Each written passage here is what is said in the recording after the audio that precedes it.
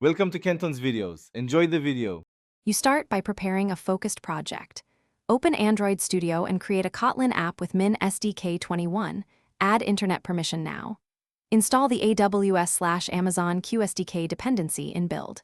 Gradle so Gradle can fetch it. This lets you call Amazon Q APIs directly. Next, configure credentials. Either set an IAM user in ~. Oz/credentials, or inject a secure token from Secrets Manager. Once done, sync Gradle and confirm your app compiles.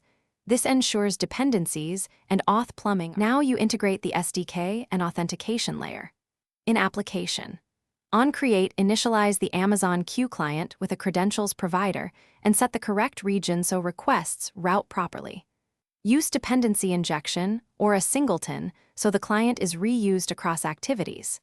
Implement network calls using coroutines or Work Manager to keep the UI responsive, and parse responses into model objects immediately. Make sure to handle token refresh and errors.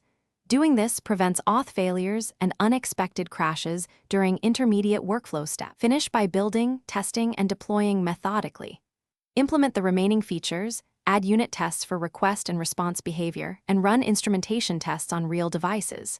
Use Android Profiler and the Network Inspector to validate headers, payloads, and timing. This explains why some requests might be rejected. If something fails, check region mismatches, IAM policy scopes, and token expiration first. Those are the most common causes.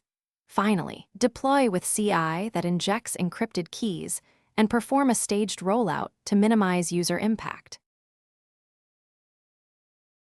Thanks for watching. Consider subscribing if we helped you.